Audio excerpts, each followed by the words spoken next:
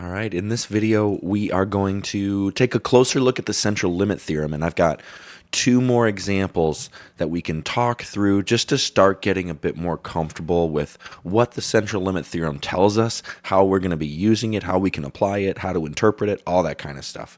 This is, again, just an introductory stats course, and so we are not going to do all of the derivations of where this comes from and things like that, but we will get some practice using it. So let's take a look. Just as a quick recap, here's a whole bunch of stuff. What is the central limit theorem? Okay, well, it gives us information about the distribution of, for now, sample means under some basic assumptions. We're going to construct a random sample. We're going to calculate some sort of average from that sample. And now, with the central limit theorem, we know how that sample average is distributed. The two assumptions that we're looking at, either the population has to be normally distributed or our sample size, n, has to be large enough. And traditionally, we've said n greater than or equal to 30. One other quick note that I want to make is that when we talk about this random sample, it really does need to be a random sample. So that's built in to the assumptions that we're looking at. Our sample needs to be constructed randomly. All of the observations in our sample need to be independent of each other, that kind of thing. Under those assumptions, then what we know is that that sample mean, x bar, is normally distributed. And specifically, we know all the information about that normal distribution. The mean, the center of that normal distribution for x bar is the population average mu, which is great news. That means that we typically expect our sample average to reflect the population average, which is what we hope for. But more importantly, we also know the measure of variability for this normal distribution.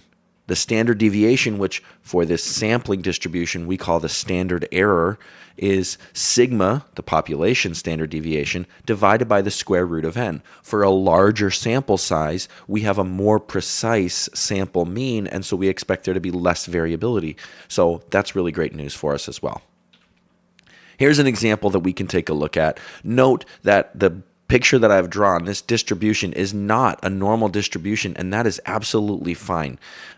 In this example, we're going to be talking about an employer who is having some difficulty retaining their staff. Their staff are quitting their job pretty quickly. The length of time between hiring and quitting follows this distribution, which again is not normal. That's fine. Because again, we just have to make sure that we have a large enough sample size when we get to it. We do have some information, some parameters about this population. The mean is 12.4 months. The standard deviation is 5.7 months.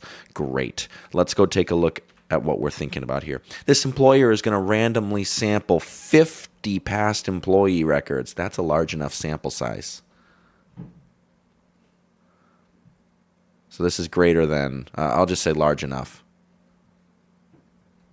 And they're going to try and find some patterns here. What we're going to really care about is what was the average length of time that they were hired in this thing. So what we're going to do is we're going to describe the distribution of x bar, which is the average length of employment from this sample, from these 50 people. We're going to find the probability that x bar is greater than 15, and we're going to try and interpret that. And then we're going to find the probability that x bar is in between 6 and 12, and we're going to interpret that. So probably the most important part is describing the distribution here. So we'll check our assumptions. We're good here because n is greater than or equal to 30 because n was equal to 50. So the central limit theorem holds. What does that mean for us? That means x bar is distributed normally. Remember, even though the length of times that we're thinking about aren't distributed normally, the averages are. And specifically what we're going to notice is that the mean of that normal distribution is going to be mu, the population average, 12.4. And the standard deviation, or maybe what I'll call it is standard error, because that's how we'll reference it from here on out, is going to be sigma, the population standard deviation, divided by the square root of n. That's 5.7 divided by the square root of 50.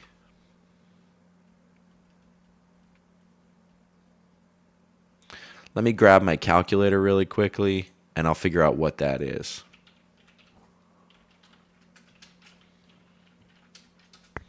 All right, I've got right around 0.806. We'll call it there. Cool. There's our distribution. We can draw this thing if you want. I know how to sketch a normal distribution. It's going to be this nice, bell curve. My pencil slipped. Oh boy, that's not very good. Oh well. And right here, I can say my mean is going to be 12.4. And I know that my standard deviation is like around 0.8. So I can say like here, I would expect this to be one standard deviation above and below. That's going to be 12.4 plus 0.8. That's around 13.2. And then I can go another standard deviation and call that like 14-ish. And then if I go down by 0.8, I'm at around 11.6. And then I'm at around 10.8. So this is like approximately the distribution of these sample averages. Why do we care about that? Because what we want to do is find the probability that x bar is greater than 15. If we think about this normal distribution that I've got here, I can see what that's going to be, right? I already know what that is. I'm going to go ahead and sketch my normal distribution again. I'll try and get a better sketch. There we go. That's a little bit better. Not great, but oh well. And we had 12.4. One standard deviation was 13.2. Another one was 14. Look at this. If we go one more standard deviation above, that's 14.8, right? 15 is right here. And so we're trying to look at this probability here. I already know that like nothing almost exists 3 standard deviations or more away from the average. If we wanted, we could go ahead and find a z-score here. And we could say, all right, we're going to look at 15 minus 12.4 over 0.806. This is 2.6 over 0.806. Let me calculate that on my calculator really quickly. And I've got it right around 3.23.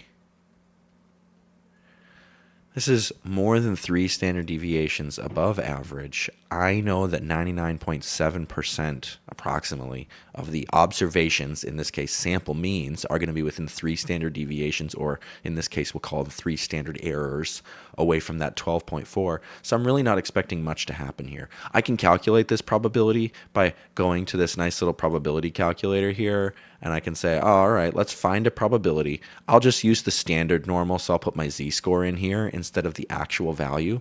What was it again? It was 3.23. I've got a lower tail right now, but I can see the upper tail.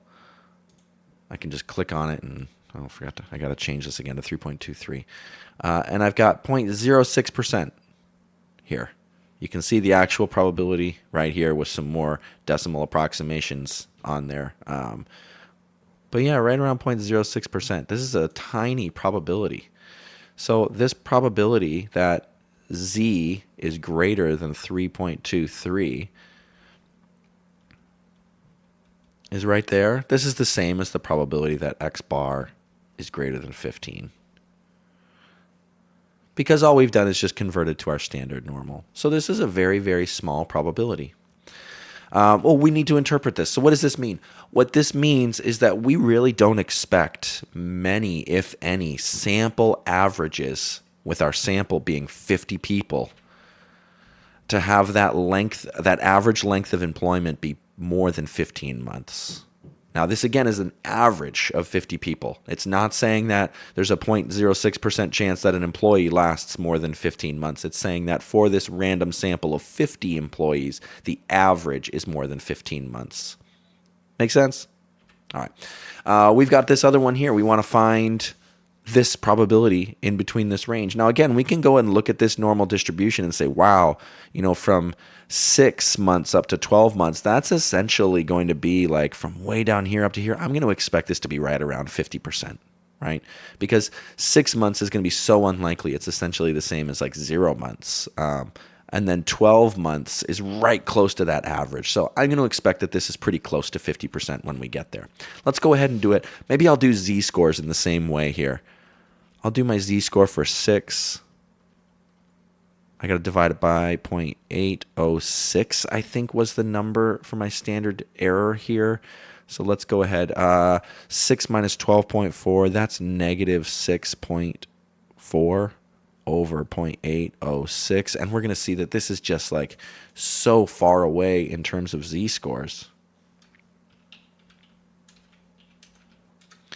This is negative 7.94.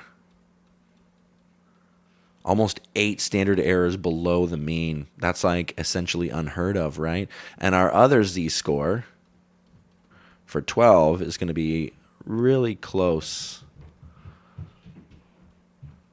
Oh, I'm going to be wrong. That 0.4 is actually going to be more away from our average than I originally thought, because this is going to be right around negative half. So negative 0.4 divided by 0.806. Oops, I did something wrong here. Negative 0.4 divided by 0.806. There we go. Negative 0.4967.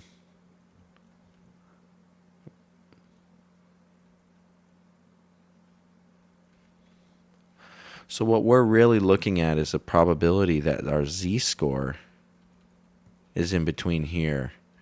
And this actually isn't necessarily going to be close to 50%. It'll be like a little bit, but that half standard deviation or standard error away from the mean is going to be kind of more. And we'll be able to see that here. Again, I'm going to use my standard normal here, 0 for the mean, 1 for the standard deviation, which really is standard error. And I'm going to click on the interval here. I've got, what was it, negative 7.94 for my lower value. You can see this is way down here, not even close. And then this one is going to be negative 0.4968.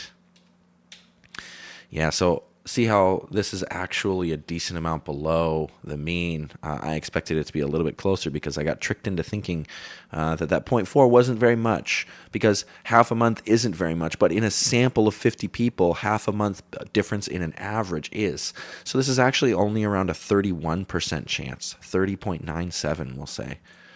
So this, we'll say, is right around 30.97%.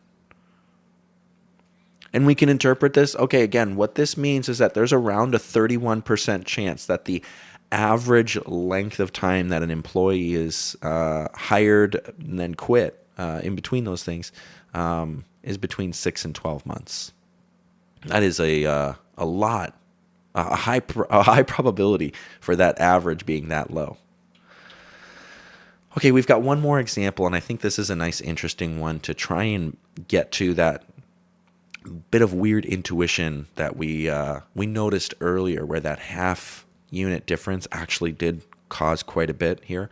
I want to investigate the difference between a sample and an individual.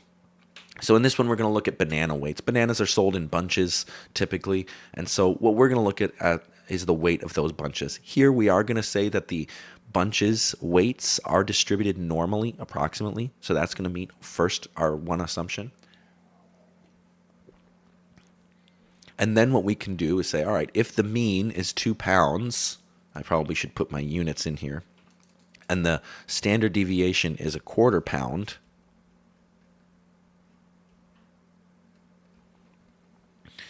then we can answer these two questions.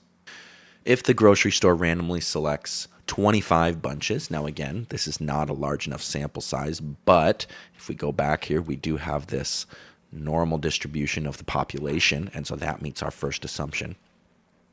So if the grocery store randomly samples 25 bunches of bananas, what's the range of weights that we can expect 95% of the sample averages to fall in?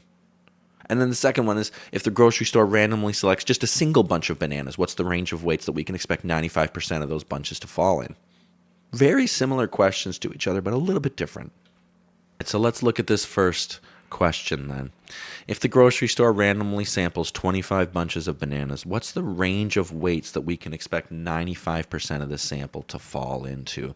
Well, here Again, what we're going to notice is that n in this case, is 25. That's technically not large enough for the written assumption that we use in this class, although in practice that assumption is pretty loose. But remember, we don't need that large sample size because we have that the population is normally distributed. So this is great for us. So now what we need to do is say, well, the central limit theorem, it tells us that x bar is normally distributed.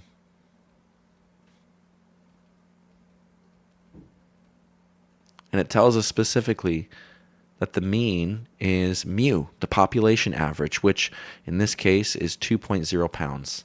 And the standard error, the standard deviation of this sampling distribution, is sigma, the population standard deviation, divided by the square root of n. For us, that's 0.25 divided by the square root of 25. That's 0.25 over 5, which is 0.05. There we go. Okay, so now we have to figure out what this range of averages is. What we're really trying to do is say, okay, we want to find two values where the probability of x bar being in between those two is 95%. The great thing about this is that since that percentage is 95%, that matches up with one of the levels of our empirical rule. The empirical rule says that for a normal distribution, 95% of the values in that normal distribution will be within 2 standard deviations of the center. For us, since we're thinking about a sampling distribution, we're going to say that 95% of the sample means are within 2 standard errors of the population mean. So what we can do is say, well, this is really mu plus or minus 2 standard errors. Now, really, it's probably not 2 actually, right? We've seen that it's like 1.96 is a more accurate version of this, but that empirical rule is just there to give us like a really clean, nice guide. It's easy enough to just use 2, so let's just use that. So we'll take our mean, 2.0, and we will add and subtract 2 standard errors. That's 2.0 plus or minus 0.1. And so what we're looking at is some sort of a range between 1.9, that's 2 minus 0.1, and 2.1 pounds. That's not a very wide range that we have. That's not a very big interval that we have, but we expect that 95% of these sample averages are going to be between 1.9 and 2.1 pounds when we're looking at a random sample of 25 bunches of bananas.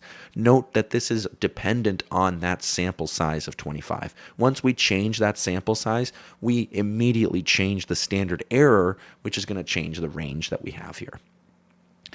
All right, let's contrast that with this example. We're going to just now randomly select one bunch of bananas. You could think, well, does this mean that n is equal to 1 here? Does that change how we calculate standard error? One of the things that you can note is that we're not really calculating an average anymore. We're not averaging a single weight. What we're really doing now is just drawing one observation from our population and trying to figure out a probability from there. The distribution that we're going to refer to now to calculate our probability stuff is actually not going to be a sampling distribution anymore. It's just the population distribution.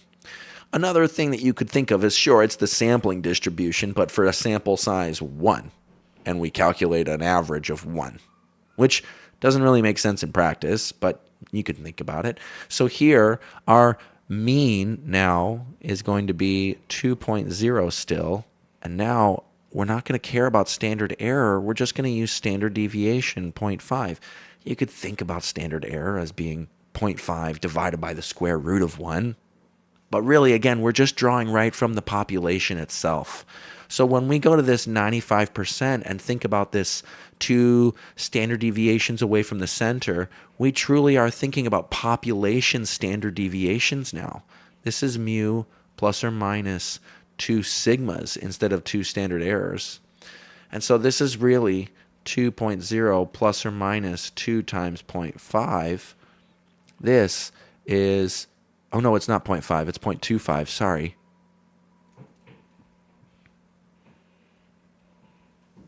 I just misremembered my population standard deviation. Let me double check. Yeah, 0.25 pounds. There we go. All right, and so now we've got 2 times 0.25 for our kind of margin of error around this mean.